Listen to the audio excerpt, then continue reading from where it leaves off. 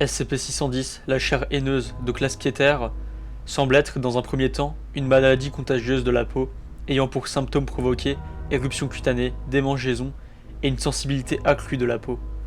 Dans les 3 heures suivant la contraction, la maladie provoque des imperfections semblables à de lourdes cicatrices au niveau de la poitrine et des bras, se répandant progressivement vers les jambes et le dos dans l'heure suivante. La victime est ainsi complètement consumée en 5 heures. Une exposition à des températures élevées diminue considérablement le temps de la propagation. Après la propagation totale de l'infection, les fonctions vitales de la victime cessent pendant approximativement 3 minutes, après quoi elles seront redémarrées au sextuple du taux d'activité normale d'un être humain. Suite à cela, les cicatrices de la victime commencent à se mouvoir de leur propre gré et à croître à un rythme soutenu. Les caractéristiques typiques de l'homme commencent à disparaître à partir de ce stade de l'infection, et l'évolution de cette mutation semble être en grande partie due au hasard. Les sujets observés à ce stade ont été mentionnés avec 3 membres ou plus, tels que des bras ou jambes. La tête peut devenir difforme, s'allonger ou s'élargir, et des parties du sujet sont en mesure de se fendre ou s'ouvrir, laissant ainsi d'autres branches de chair se développer. La durée de cette étape de l'infection demeure inconnue, et aucun des sujets ne semble progresser à un autre stade. Pour des raisons encore inconnues, une personne infectée cessera de bouger et se placera dans un endroit qu'elle juge convenable, où elle s'enracinera dès lors. L'accroissement de chair de la victime va alors commencer à se répandre sur tous les objets alentours pour les consumer. Ces objets ne propagent pas l'infection, comme le ferait une créature vivante. Toutefois, les effets d'un contact prolongé avec ces objets sont inscrits plus loin dans ce document. Il est supposé que ce comportement consiste à établir une ère hospitalière à la croissance continue des autres infectés. L'observation directe par le personnel sur les vies infectées par SCP-610 est impossible.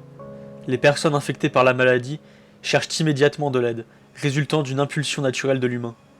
Ces infectés, étant passés par la phase active du développement du tissu cicatriel, tentent d'infecter n'importe qui les approchant dans un périmètre indéfini.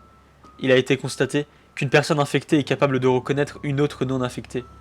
Si l'infecté a perdu le sens de la vue, un rayon d'environ 30 mètres autour de lui est considéré comme sûr.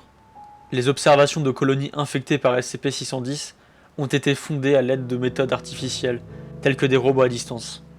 Les données renvoyées par ces observations, couplées avec les caractères hostiles des personnes infectées, tentant de propager SCP-610, ont abouti à la classification Keter, mais aussi longtemps que rien n'entre ou ne sort de ces zones infectées, cet SCP est considéré comme une menace neutralisée. Des zones caverneuses préoccupantes sous ces colonies infectées furent découvertes durant l'exploration, et l'obtention du personnel de recherche dans ces zones est en cours. Les rapports initiaux de SCP-610 proviennent directement du gouvernement russe par des voies inavouables. Ces rapports se composaient principalement de disparitions d'agriculteurs de la région et n'ont pas été considérés, jusqu'à ce que la police locale, suivie par la police régionale et enfin gouvernementale, ait envoyé chacun un agent. Tous ont omis de se déclarer dans le délai de 72 heures.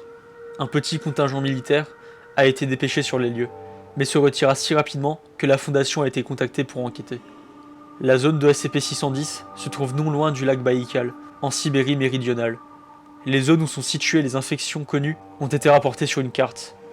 Le périmètre de confinement, marqué en bleu, délimite ces zones d'infection, et actuellement, aucun autre emplacement n'a été identifié.